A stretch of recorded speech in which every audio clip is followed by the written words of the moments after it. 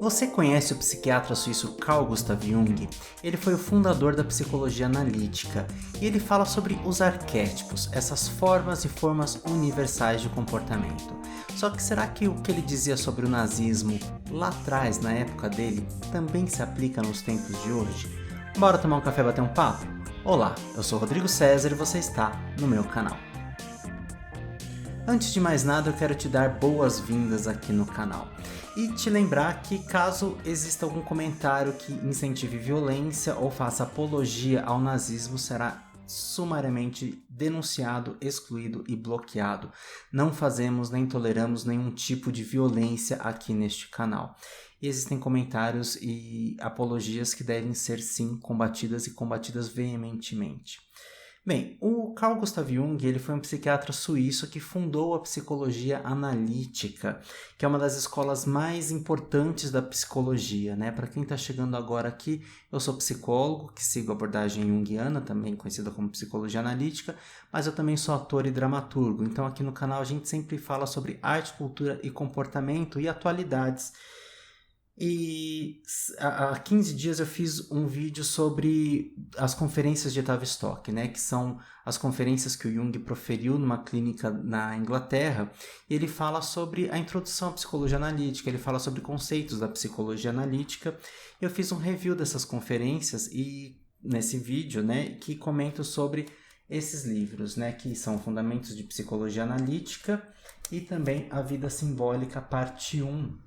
Eu vou deixar aqui na descrição do vídeo o link para esses dois vídeos, para esse vídeo sobre esses dois livros, que na verdade eles contemplam as mesmas conferências, né? Elas estão aqui na íntegra e na parte 1 desse livro elas também estão na íntegra. O que me chama a atenção é que eu fiz a especialização já tem alguns anos e tenho relido obras do Jung. E quando eu fiz a especialização, algumas coisas pareciam muito distantes da gente, né? Como a ascensão ao fascismo, como a ascensão ao nazismo, elas estavam bem distantes, porque enfim essas coisas ficaram lá atrás no tempo. Será que ficaram mesmo? E o curioso é que eu li isso aqui mais ou menos em 2012, 2013, né? Quando eu tive contato com esses textos pela primeira vez. E me chamou a atenção porque eu estou relendo por um grupo de estudos e reli as conferências e o Jung ele fala uma coisa que me chamou a atenção novamente, que embora a gente saiba, mas quando a gente lê num outro momento, num outro contexto, chama a atenção da gente porque a gente está vivenciando a mesma coisa que o Jung vivenciou quando ele proferiu as conferências lá em 1936, se eu não me engano, e quando ele escreveu esse livro aqui também em 1934, ou vice-versa, creio que enfim, é antes da Segunda Guerra Mundial. Seguinte, o Jung ele fala que quando uma população, quando uma massa, quando um país ele está tomado por um arquétipo, identificado com um arquétipo, não há nada a se fazer, porque aquele arquétipo ele tem uma força para se realizar. E o que significa isso? Que arquétipos são formas e formas universais de comportamento.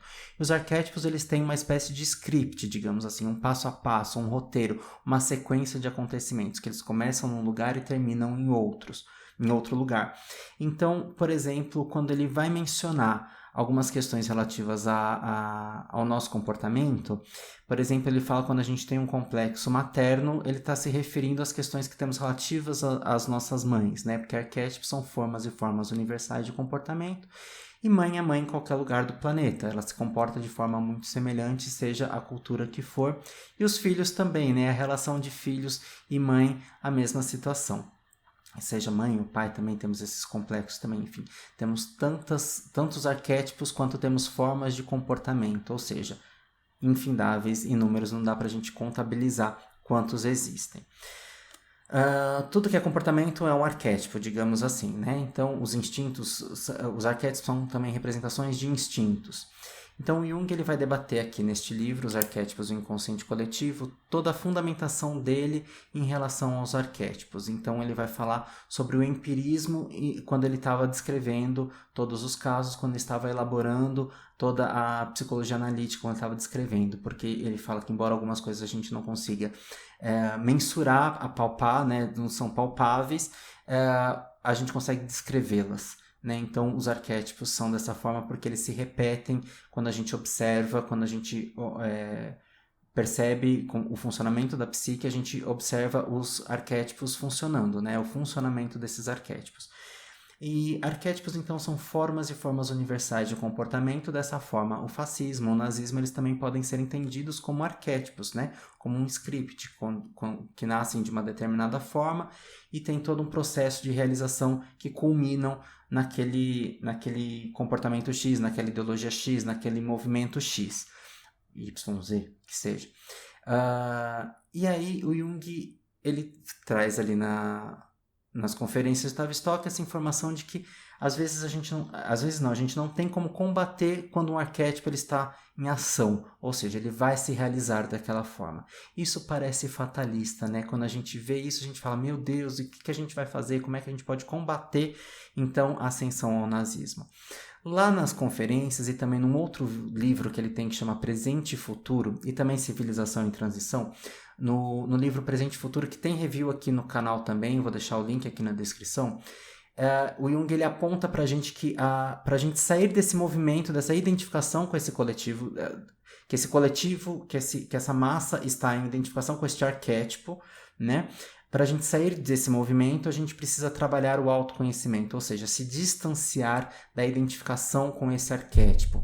Bati no microfone, que por acaso é vermelho, que algumas pessoas podem achar que é uma apologia ao comunismo, mas juro que não é, porque é da marca, a marca é vermelha também. Mas enfim, o arquétipo ele tem uma forma de realização, de um script de funcionamento, né? Ele tem uma sequência de acontecimentos. Então, como que a gente pode combater?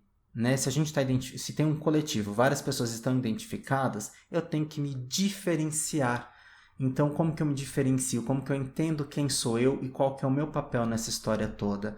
Quando eu trabalho o meu autoconhecimento, quando eu aprofundo no meu autoconhecimento, quando eu entro no que o Jung chama de processo de individuação, quando eu me distancio desse coletivo e me torno indivíduo. Então, como é importante, né, quando a gente se perceber quando a gente está ali num grupo e aquele grupo está tomado por um ódio e eu compro aquela briga que às vezes nem é minha, mas eu tô tomado por aquela briga e a gente forma um pensamento coletivo ali, não confundir com o inconsciente coletivo, que o inconsciente coletivo é a parte da psique onde estão todos os arquétipos, né? Que é algo que é herdado, passado de geração para geração. O inconsciente coletivo é composto por todos os arquétipos do mundo. Então temos todos os arquétipos do comportamento humano dentro da nossa psique. Sim, temos os arquétipos que a gente pode considerar moralmente bons e moralmente ruins, temos todos, mas de acordo com a história de cada um, uns se manifestam e outros não.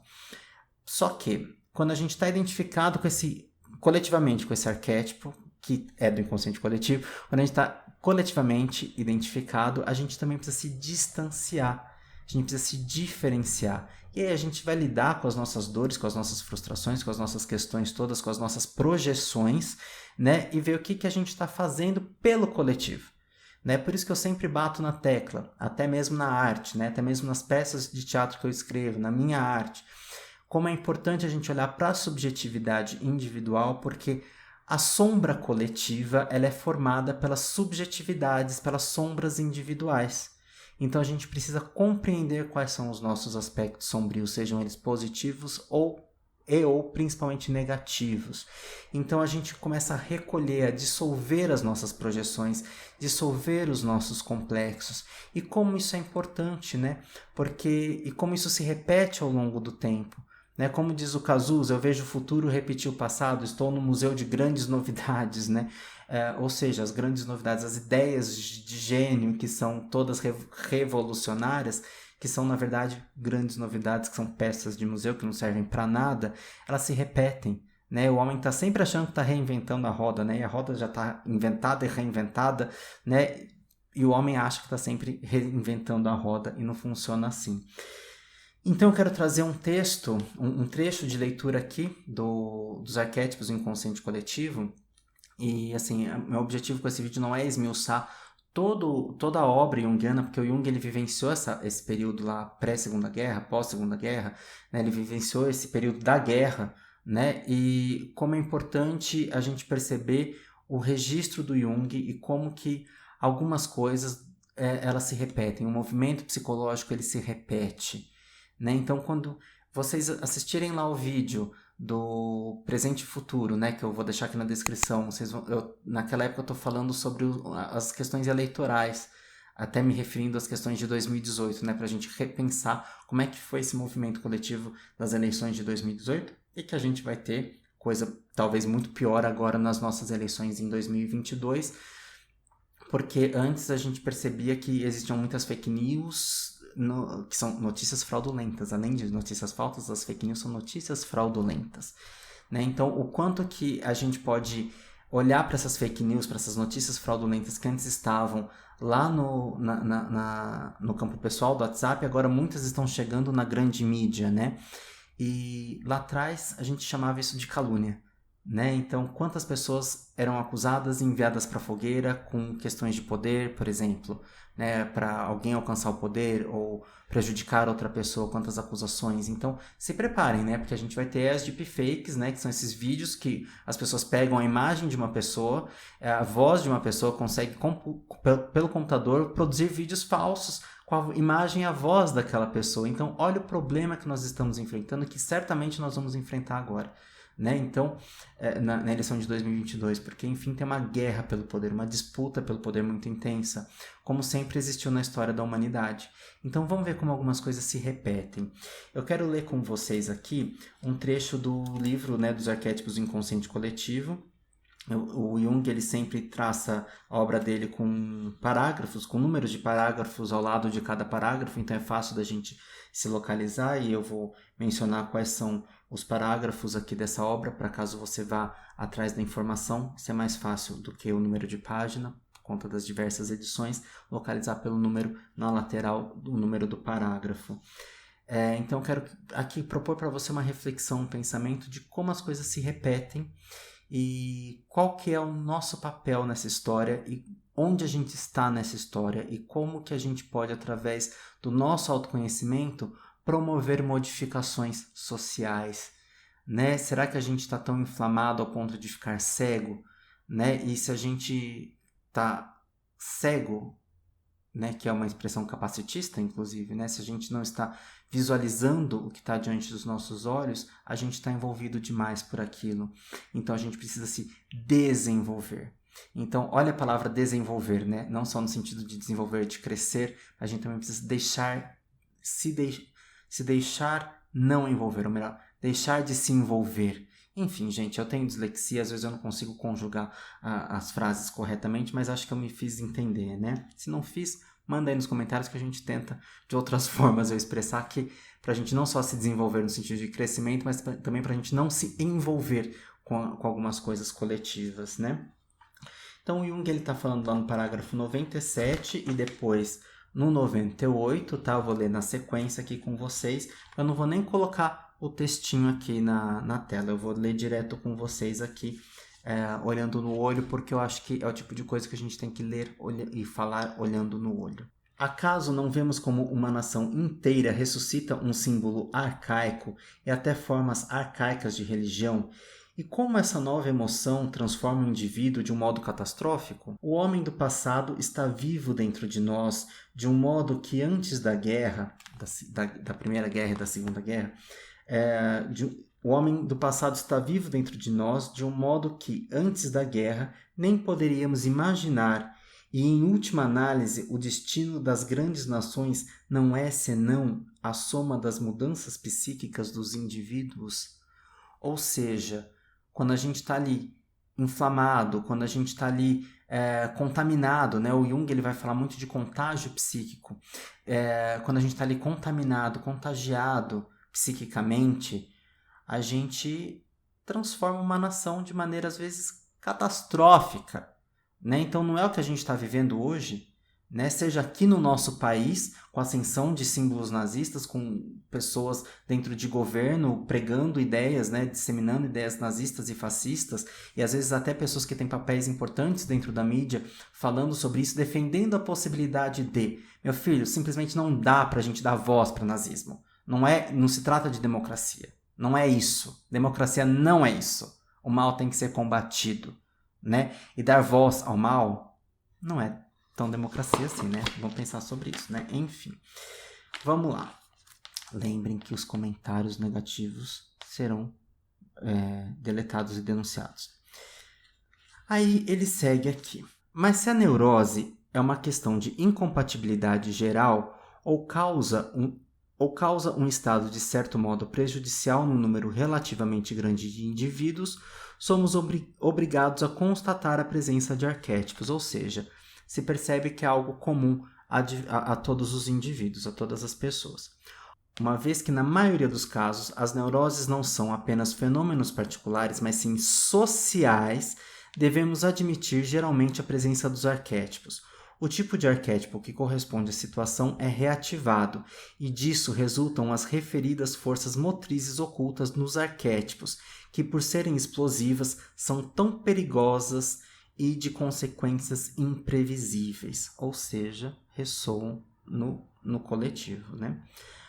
A pessoa sob o domínio de um arquétipo pode ser acometida de qualquer mal.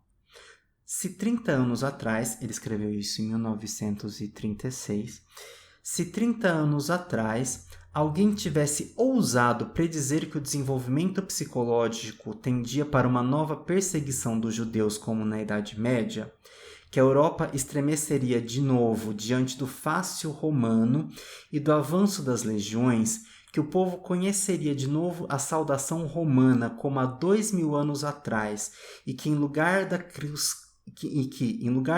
cristã, uma suástica arcaica atrairia milhões de guerreiros prontos para morrer, tal pessoa seria acusada de ser um místico louco. E hoje, por mais consternador que possa parecer, todo este absurdo é uma realidade terrível.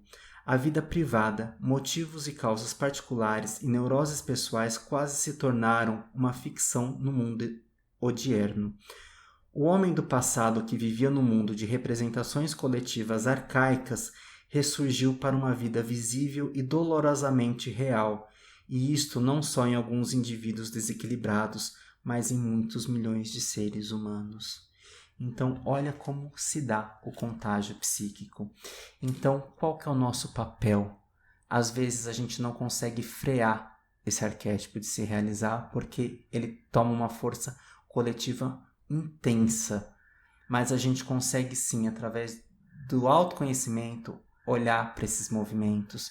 Será que se todo mundo que está lá brigando por uma causa olhar um pouco para si, para as próprias revoltas e como que ela pode transformar isso por outros caminhos, será que essas pessoas será que elas contribuiriam para outras poucas pessoas que são fascistas e nazistas? Não. Mas quando se juntam, mesmo que aquelas pessoas não sejam nazistas e fascistas, elas fortalecem indiretamente e às vezes até diretamente. Então, uma resposta que ninguém perguntou ao colega influencer, digital influencer, que fala que por que a gente não tem isso? Cara, porque não dá para ter. Porque é para combater. E a gente só vai entender isso quando a gente olhar para a nossa sombra, que a nossa argumentação também é falha e que a gente não pode dar voz nem passagem para pensamentos que vão prejudicar e prejudicam muitas pessoas. E não é só prejudicar, matam muitas pessoas. E não são só os judeus, homossexuais, negros e tanta gente mais, mulheres e tanta gente mais, né? Porque além de tudo existe a misoginia. Então vamos olhar para isso e vamos olhar se a minha revolta não está dando voz para uma revolta de outra pessoa que está muito mal intencionada. A gente tem que olhar para isso. Se você curtiu o vídeo, deixa seu like, aproveita para se inscrever no canal, vamos trocar figurinha, com muito respeito, sempre com muito respeito. Tá? E quando eu digo que temos todos os arquétipos, gente, não significa que eu estou fazendo apologia não, tá? É porque está dentro da psique, é do humano, faz parte. Mas a gente tem que entender se isso se manifesta e como ser transmutado, como ser transformado. Ok? Vamos junto, que a gente consegue. Vamos olhar para os nossos individuais, cada qual para o seu cada qual, para a gente chegar lá no futuro e transformar um coletivo. No futuro e no presente também, né? Dá uma lidinha lá no Presente e Futuro do Jung, vale a pena, é um livro curtíssimo. Esse livro aqui dos arquétipos e também o livro das conferências, eles acabam sendo um pouco mais técnicos, até para psicólogos, psiquiatras, né? Mas podem ser compreendidos também pelo grande público. Mas o Presente e Futuro, eu acho que poderia ser uma leitura obrigatória para todos, né? Eu acho que ele fala de questões no geral. Um livrinho curtinho, acho que ele tem 80 páginas. Vamos junto? É isso. Um grande abraço e até o próximo vídeo. Tchau!